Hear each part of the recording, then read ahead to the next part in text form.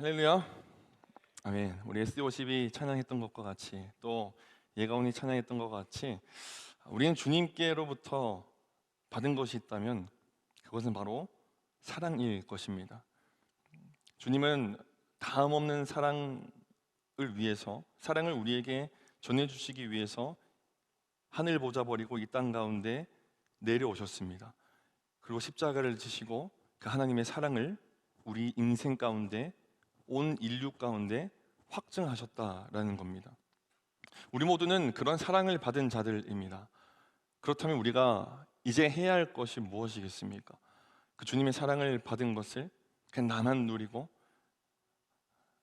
나만 귀중하게 생각하고, 나만 감격스럽게 생각하고, 그 사랑이 나의 전격적인 모든 것들을 회복함에 있어서 나만 기쁨을 누리면서 살아가시겠습니까? 아니면 그 받은 사랑을, 그 사랑이 필요한 누군가에게 나누면서 살아가시겠습니까? 저는 간절히 바라는 것은 우리가 다채서 도츠로의 인생을 살아가기로 2026년도 결단했습니다. 그 사랑을 가지고 세상 가운데로 나아가면서 그 예수 그리스도의 사랑을 여러분들의 삶의 지경 가운데서 전파하며 살아가시는 저와 여러분 되시길 간절히 소망합니다. 아멘. 여러분, 한 주간 얼마나 많은 일들이 있으셨습니까? 또 한 주간 얼마나 많은 힘든 일들이 있으셨고, 얼마나 많은 고된 일들이 여러분들 삶 가운데 있으셨습니까? 꿈을 향해서 나아가면서 넘어지기도 하고, 생각지도 못한 일들에 발목을 잡히기도 하고, 또 반복되는 직장 생활 속에서 깨지고 넘어지고 지치고 낙담하고, 그것을 하루하루 쳇바퀴처럼 반복되면서 살아가는 것이 오늘날 청년들이 살아가는 특별한 날이 아니라, 어쩌다가 마주한 날이 아니라, 재수 없는 날이 아니라 보통의 날인 것 같습니다. 그런 상황 가운데 우리는 숨쉴 구멍을 찾고 싶어서, 그 감정으로부터 해방되고 싶어서 이리저리 헤매이지요. 무엇이 나를 해방시킬까? 무엇이 나를 자유케 할까? 무엇이 나를 숨 쉴 수 있게 할까? 무엇이 지친 내 마음을 알아주고 온전하게 위로해 줄까? 무엇이 내 마음 가운데 온전한 평안을 허락해 줄까?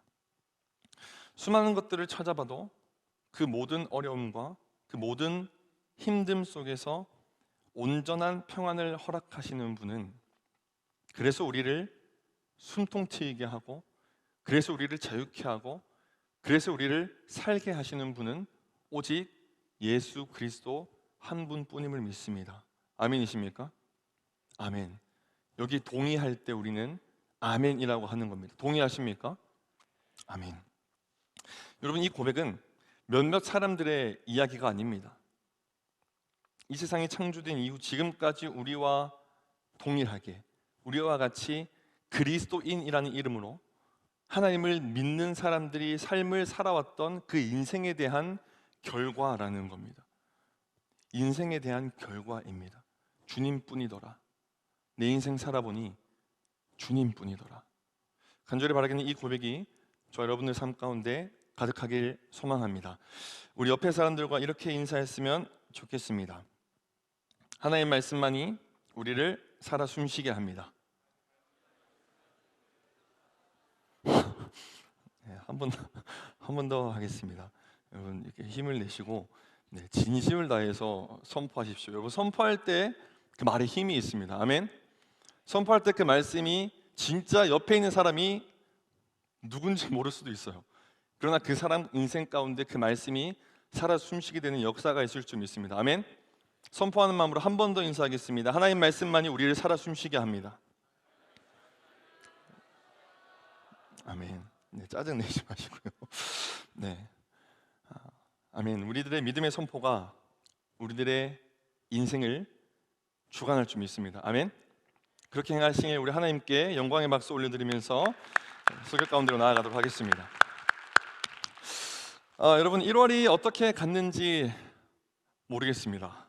여러분들이 1월은 어떻게 지나가셨습니까? 새해 계획했던 것들을 얼마나 이루면서 한 달 동안 살아가셨습니까? 뭐 다이어트, 책 읽기, 운동, 여행, 또 각자가 꿈꿔왔던 자기 개발들이 있겠죠. 그런 것들을 해내고자 작정하셨을 텐데 어떻게 이루면서 또 계획하시면서 한 달을 보내셨는지 모르겠습니다. 여러분, 어떤 모양의 현실이든 지나가는 것은 지금 이 순간부터 잊으시길 바랍니다. 1월 한 달간 어떻게 살아왔는지 돌아보지 마십시오. 우리는 앞으로 가야 할 사람들입니다. 기억하지 마시고 어떤 실수를 하셨든지 어떤 것을 못 하셨든지 기억하지 마시고 오늘 며칠이죠? 2월 1일입니다. 2월의 첫째 날 주일이에요. 오늘 다시 마음을 먹으시고 여러분들이 행하고자 하는 것들, 계획하는 것들 하나님 안에서 이루어 가시길 바랍니다. 저는 올해 여러 버킷리스트를 세웠습니다. 그 중에 하나가 성경 일독을 하는 거예요. 그래서 제가 1월 달에 계속 홍보했던 것 중에 하나가 뭐였죠? 전교인 성경 통독이었습니다. 그래서 전교인 성경 통독을 배동국 전사님과 함께 신청했습니다. 그래서 어제까지 창세기 30장까지 읽어 나갔어요. 여러분, 이게 성경 통독을 하고 싶은데 난 너무 하고 싶은데 신청을 못했다 하시는 분들 있습니까?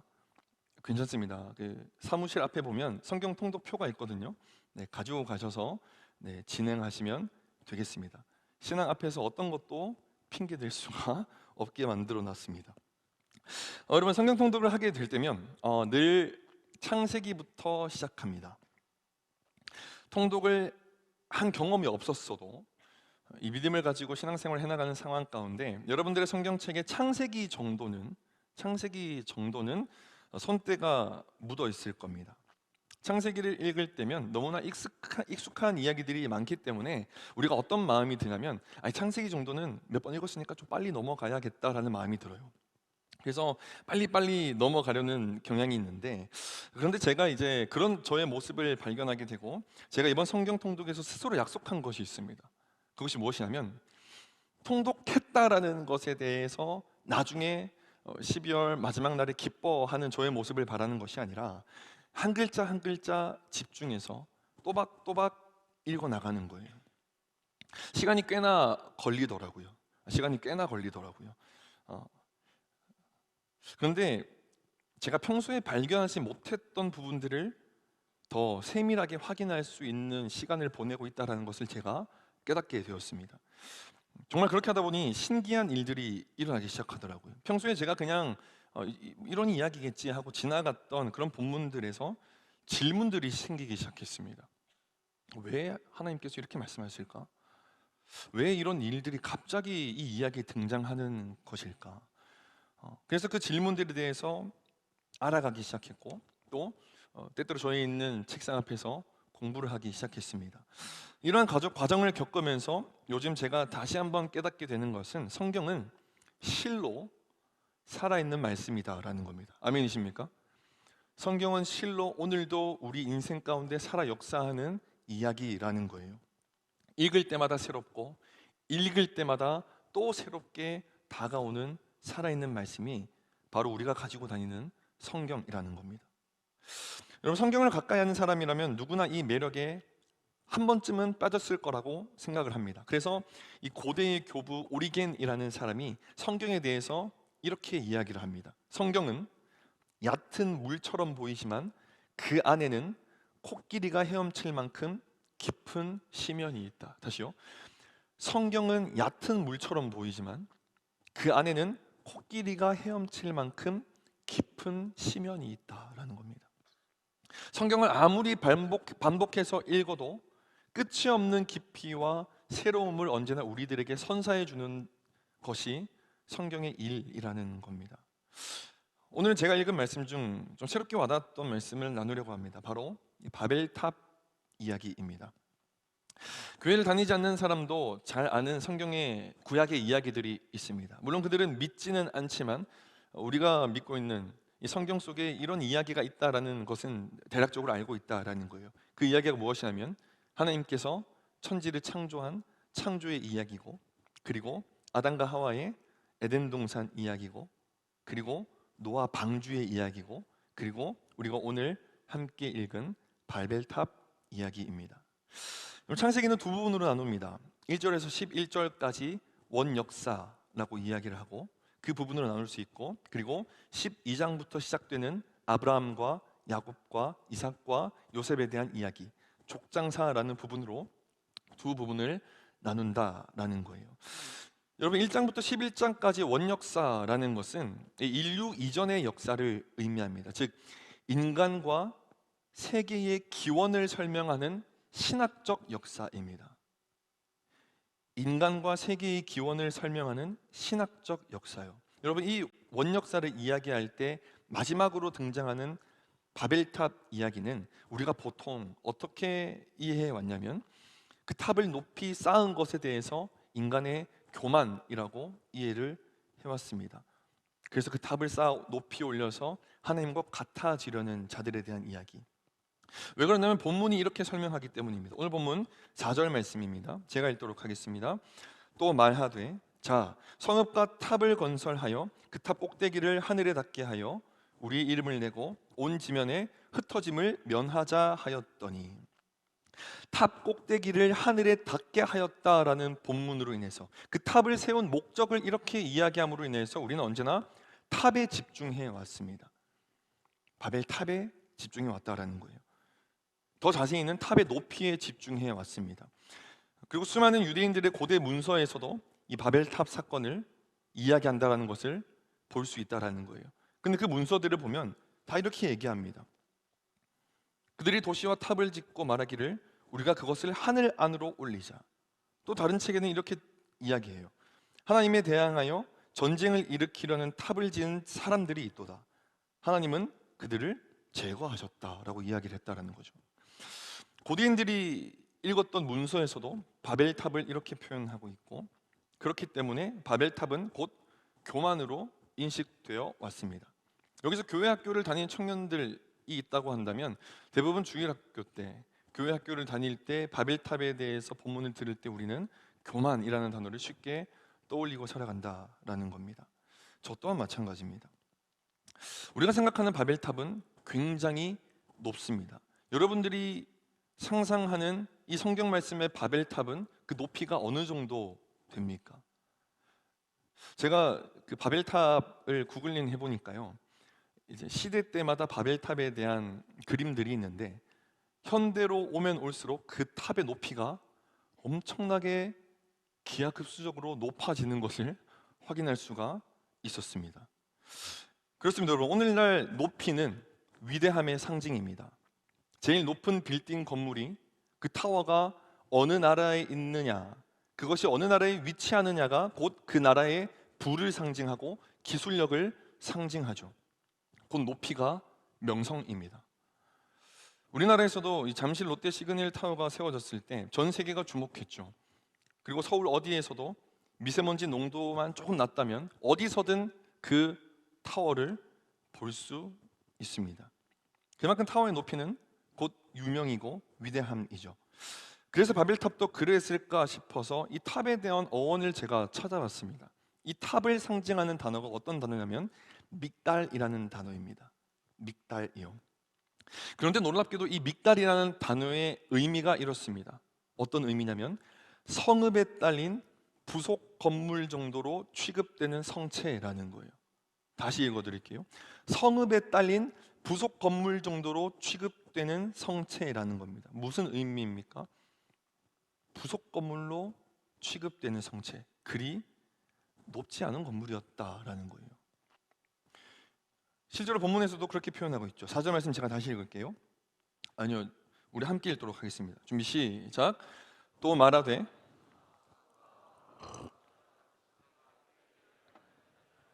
우리 이름을 내고 온 지면에 흩어짐을 면하자 하였더니, 여기서 문제가 발생되는 말이 두 가지가 등장합니다. 첫 번째가 무엇이냐면 그 탑 꼭대기를 하늘에 닿게 하여라는 표현입니다. 그 탑 꼭대기를 하늘에 닿게 하여. 이 탑을 지은 목적을 이야기하고 있죠. 그런데 이 부분에 대해서 제가 히브리어 원문을 찾아보니까요, 이 목적에 대한 표현이 아니더라고요. 이 원문의 표현이 이렇습니다. 건물의 머리가 하늘을 바라보고 있는 건물이라는 뜻이에요. 하늘에 닿게 하여가 아니고 그래서 계속 높아졌다가 아니고 건물의 머리 형태가 하늘을 바라보고 있는 건물이라는 뜻을 가지고 있다는 겁니다. 그냥 하늘을 바라보고 있는 건물이라는 거예요. 마치 우리가 기와집을 바라볼 때 처마 끝에 달이 닿아 있다라고 볼 때 진짜로 우리가 그것을 바라보고 있지 않지 않습니까? 그 기와 끝이 그 달과 겹쳐 보여서 그냥 그렇게 보이는 형상 자체를 표현할 때 그렇게 이야기를 한다라는 거예요. 이 표현 자체도 그렇게 표현되고 있다라는 겁니다. 여러분, 당시에 바벨탑이라고 이야기되어지는 건물을 보니까 이 우르에 지구라트라는 건물이 있더라고요. 지구라트라는 건물입니다. 사실 산보다는 낮아 보이죠. 높이보다는 크기에 더 집중해 보이고 있는 모습입니다. 이 수메르어로 에살길라라고 표현합니다. 에살길라, 무슨 뜻이냐면 그 머리가 하늘을 바라보고 있는 집이라는 뜻입니다. 그 머리가 하늘을 바라보고 있는 집. 히브리어와 뜻이 똑같습니다. 그냥 그 꼭대기가 하늘에 있는 건물이라는 거예요. 하늘을 바라보고 있는 표현을 사용하는 이유가 약 30에서 40m 정도의 높이를 자랑하고 있거든요. 그런데 이 건물의 꼭대기에 무엇이 있냐면 그때 당시 신들에게 제사 드리는 신전이 있었다라는 거예요. 지구라트 꼭대기에는 제사 드리는 신전이 있었다라고 해요. 그런 이 건물의 높이는 신에게 도전한다는 그 교만을 상징하는 것이 아니라 오히려 신이 이 땅을 통치하는 것에 대해서 통로 정도로 이해해 왔던 것이 지금 이 바벨탑의 원문 그대로의 모습이다라는 겁니다. 즉 우리나라 성경의 해석이 이 번역을 통해서 탑을 지은 목적으로 번역된 것이 조금 아쉬울 따름이에요. 사실 창세기 본문뿐만 아니라 수많은 본문들에 있어서 번역을 하는 과정 가운데 우리나라 말로 표현하는 것이 한계가 있었기 때문에 그렇게 표현된 것들이 참으로 많이 있다라는 거예요. 저는 이 본문도 그런 본문 중에 하나라고 생각을 합니다. 또 4절 본문에서 우리가 찾을 수 있는 바벨탑이 교만이라고 생각할 수 있는 두 번째 근거는 그 탑을 쌓음으로 인하여서 자신들의 이름을 내고자 했다라는 겁니다. 그 탑을 높게 쌓음으로 인해서 자신들의 이름을 내고자 했다라는 거예요. 여러분, 상징적 불멸성이라는 말이 있습니다. 상징적 불멸성이요. 이것이 무엇이냐면 인간은 죽음이 두려워서 자기 자신에 대한 이름, 업적, 기록, 명성을 속에 남겨서 이 세상 속에 남겨서 마치 죽지 않은 것처럼 느끼려 하는 성질을 우리 모두가 가지고 있다라는 겁니다. 그것을 상징적 불멸성이라고 이야기를 해요. 여러분, 그래서 우리는 건물이 세워질 때, 우리 어떤 건물이 세워질 때 기부를 많이 하면 어떤 일들이 일어납니까? 그 건물에 기부를 많이 한 사람들의 이름이 그 건물의 가장 1층에 잘 보이는 곳에 새겨집니다. 우리가 죽고 나서도 묘비에 이름을 새기죠. 업적을 남긴 사람의 동상을 만드는 것도 같은 목적이라고 생각해 볼 수 있겠습니다. 우리들이 옛말에 호랑이는 죽어서 가죽을 남기고 사람은 죽어서 이름을 남긴다라는 속담도 있듯이 존재보다 기억에 더 집착하는 존재가 우리라는 인간인 것이에요. 즉 단순히 잘 살고 싶은 존재가 아니라 잊히고 싶지 않은 존재라는 거죠. 잊히고 싶지 않은 존재라는 겁니다. 여러분, 오늘 4절 본문 속 그 이름을 내고 싶은 사람들의 마음도 지금 제가 말했던 이 상징에 대한 불멸성 때문이었을까요? 태초에 질문이 있었다라는 책에서 이 송민원 교수는 여기서의 이름은 그 이름이 아니라고 이야기를 합니다. 히브리식의 이 이름이라는 단어는 욕망과 명예욕을 이룰 수 있게 하는 그 단어가 아니라 곧 대에 대한 기억과 자손이 이어지는 것에 대한 복의 근원에 대한 단어라고 이야기를 하는 거예요. 즉 히브리서에서의 이름은 곧 자손 번성과 긴밀히 연결되어 있다라는 겁니다. 이 이름에 대한 표현은 창세기에서만 등장하는 것이 아닙니다. 여러분, 사무엘하 18장 압살롬이 생전에 자기 무덤을 미리 세우게 되거든요. 죽기 전에 자기 무덤을 미리 세웁니다. 근데 그럴 때 압살롬이 사람들에게, 신하들에게 이야기했던 본문이 이렇습니다. 사무엘하 18장 18절 말씀입니다. 제가 읽도록 하겠습니다. 이는 그에게 자기 이름을 전할 아들이 없습니다. 이는 그에게 자기 이름을 전할 아들이 없습니다. 자기의 대를 이을 사람이 없다라는 겁니다. 또 창세기 11장 이후에 12장부터 족장사가 시작되는데 그 상황 가운데 아브라함을 택하셔서 그를 하나님께서 아담을 축복하셨을 때 하셨던 말과 같이 노아에게 축복하셨던 말과 같이 아브라함에게도 동일한 하나님의 복을 허락하고 있는 것을 볼 수 있습니다. 창세기 12장 2절 말씀입니다. 우리 한 목소리로 읽도록 하겠습니다. 준비 시작. 내가 너로 큰 민족을 이루고 너는 복이 될지라. 아멘. 내가 너로 큰 민족을 이루고 너에게 복을 주어서 네 이름을 창대하게 하리니. 뭘 창대하게 한다고요? 네 이름을 창대하게 한다라는 겁니다.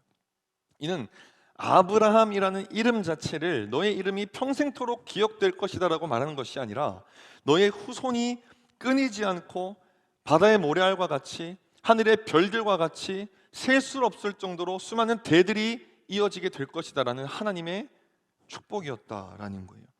우리 지난주에 찬양했던 더 블레싱이라는 찬양의 브릿지 부분도 그렇죠. 주님의 은혜 내게 있어 천대까지 흘러가리니 너의 가정과 그 자녀에게 그 자녀들의 자녀들까지도. 이게 하나님의 복입니다. 구약에서 말하는 하나님의 복이요 하나님의 사명이었다라는 거예요. 그러면 지금까지 바벨탑에 대한 의미를 정리하면 무엇입니까? 우리가 이 도시를 세우고 탑이라기보다는 도시를 세우고 하나님께서도 7, 8절 말씀을 보면 이 도시를 건설하지 못하게 했다라고 말씀하십니다. 그 도시를 세우고 계속 자손을 낳아서 여기에 머무르자라는 거예요. 다시요. 우리가 이 도시를 세우고 계속 자손을 낳아서 여기서 머무르자라는 겁니다. 흩어지지 말자라는 거예요. 4절 마지막 절에 그렇게 적혀 있지 않습니까? 그 모든 목적이 무엇입니까? 높게 쌓는 것이 목적이 아니라 그 목적이 온 지면에서 흩어짐을 면하자는 게 목적입니다. 탑의 높은 것에 대한 어떠한 교만적인 부분보다 흩어지지 않는 것이 주된 목적처럼 보인다라는 거예요. 5절부터 시작하는 하나님의 말에서도 마찬가지죠. 오히려 그들이 바벨탑을 통해서 보이고 있는 영적인 실수는 교만이라기보다는 하나됨입니다. 영적인 실수가 하나됨이라는 거예요. 1절 말씀이 이렇게 기록합니다. 온 땅의 언어가 하나요 말이 하나였더라. 4절 말씀에 이렇게 기록하죠. 온 지면에 흩어짐을 면하자 하였더니. 이들의 모습을 보고 5절 말씀 하나님께서 움직이십니다. 하나님께서 내려오셔서 6절 이후의 말씀에서도 하나님의 말에서 교만과 하나님과 같아짐에 대한 이야기는 사실 좀 찾아보기가 힘든 것 같아요. 탑에 대한 이야기도 등장하지가 않습니다. 그럼 우리는 한 가지 질문이 들죠. 하나 되는 것이 뭐가 그렇게 큰 잘못인가? 우리가 대를 잇기 위하여서 이 한 도시에 사는 것이, 그렇게 마을을 지어서 사는 것이 무엇이 문제인가라는 겁니다. 우리는 충분히 이 질문이 들 수 있죠. 여러분, 이에 우리는 오늘 바벨탑 본문의 문맥을 이해해야 한다라는 거예요. 이 이야기의 앞선 본문의 이야기가 어떤 내용의 이야기냐면 노아의 방주의 이야기입니다. 하나님께서는 다시는 물로 심판하지 않겠다고 약속하시면서 노아에게 축복하십니다. 다시는 내가 물로써 너희를 심판하지 않겠다. 그렇게 말씀하시면서 그 자리에서 방주에서 나와서 하나님께 예배드렸던 노아를 바라보면서 그 노아에게 복을 주셨던 말씀이 9장 1절 말씀입니다. 우리 한 목소리로 읽도록 하겠습니다. 좀 시작. 하나님이 노아와 생육하고 번성하여 땅에 충만하라. 아멘. 하나님께서는 흩어져서 온 지면에 가득하여서 생육하고 번성하라는 명령을 내렸습니다. 그리고 노아의 가족들의 족보가 10장에 등장해요. 하나님께서 대를 잇는 것에 대한 너의 이름이 날로 넘쳐날 거야 라고 이야기했던 그 복 이후에 10장의 그 노아의 족보가 이루어진다는 겁니다. 하나님의 복에 대한 리스트가 이루어진다는 거예요. 여러분, 그 10장 5절 말씀에 이렇게 기록됩니다. 제가 읽도록 하겠습니다. 이들로부터 여러 나라 백성으로 나뉘어서 각기 언어와 종족과 나라대로 바닷가의 땅에 머물렀더라.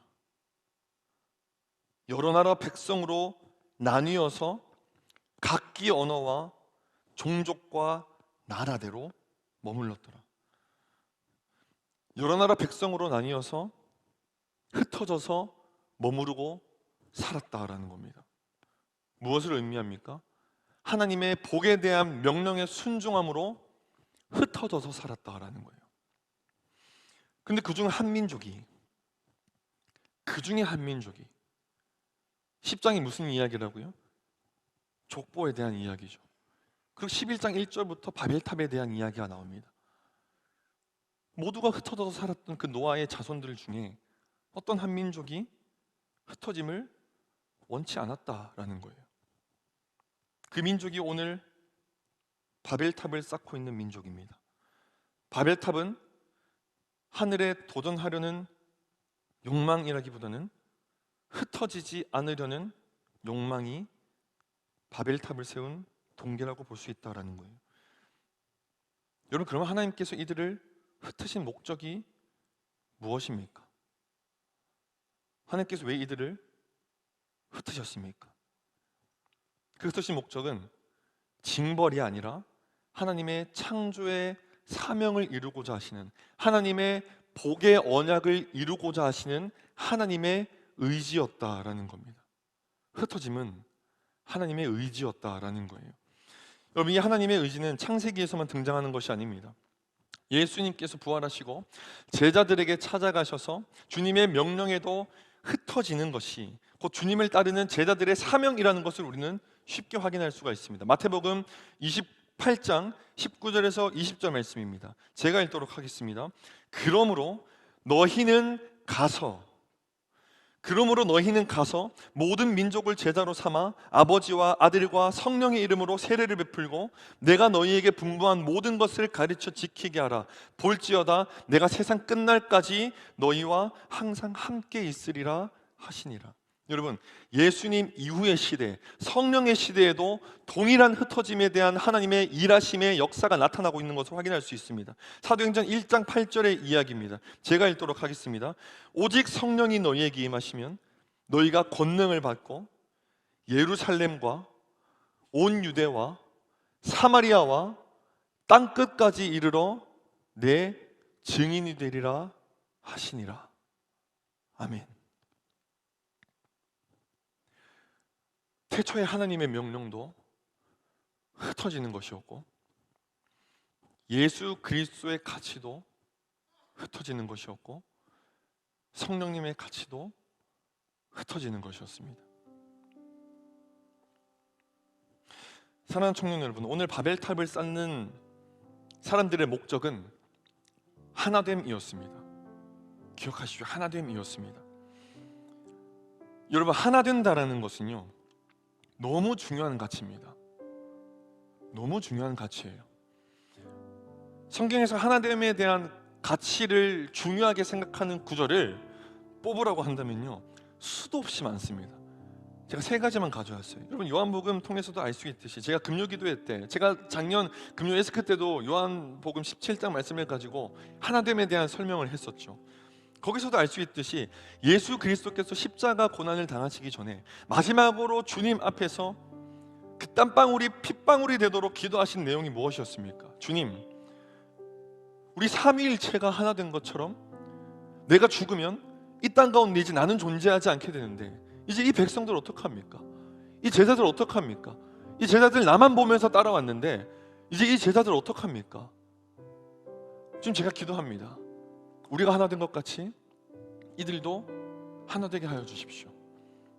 하나됨에 대한 강조죠. 고린도전서에서도 마찬가지입니다. 많은 지체가 있는데 주님이 머리 되시고 우리는 각기 다 다른 지체이나 우리가 한 몸을 이룰지로다. 하나됨에 대한 강조입니다. 여러분, 에베소서에서도 마찬가지예요. 바울은 에베소 성도들에게 갈등과 분열이 일어나고 있는 그 시대를 살아가고 있는 그 교회 백성들에게 성령이 하나 되게 하신 것을 힘써 지키라고 이야기를 해요. 하나 되게 하신 것을 힘써 지키라. 여러분, 하나됨에 대한 강조는 수도 없이 찾아볼 수 있습니다. 그렇다면 우리가 확인해 봐야 될 것은 무엇이냐면 그 하나됨에 대한 이유라는 거예요.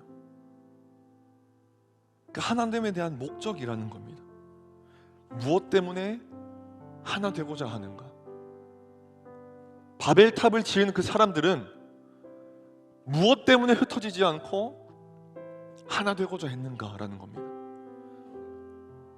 제가 앞서 나열했던 이야기들은 각기 다른 시대의 성경의 이야기들이지만 결국 이 하나됨의 목적은 단 한 가지 이유입니다.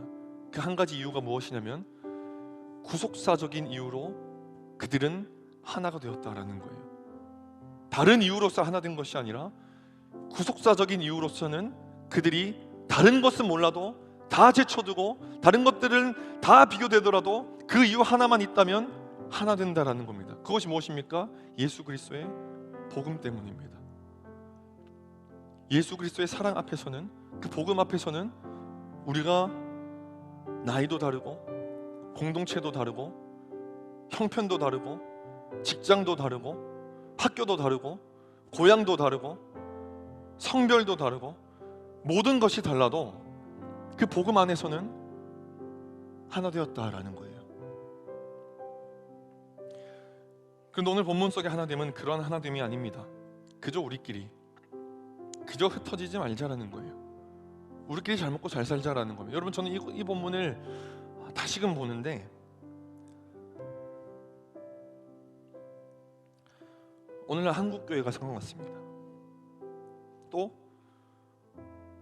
저의 모습이 생각났습니다. 또 우리 청년부의 모습이 생각났습니다.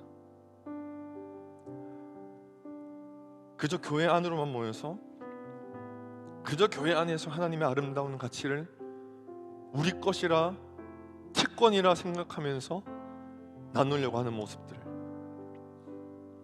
밖으로 흩어지지 않고 교회 밖에 내 주변의 삶에 대해서는 관심 가지지 않은 채 교회 안은 안락하니 교회 안은 평화로우니 그것만 바라보는 모습들. 여러분, 복음으로 하나 되는 것도 너무나 중요한 가치이지만 여러분 꼭 기억하시길 바랍니다. 흩어지는 것도 주님의 중요한 가치입니다.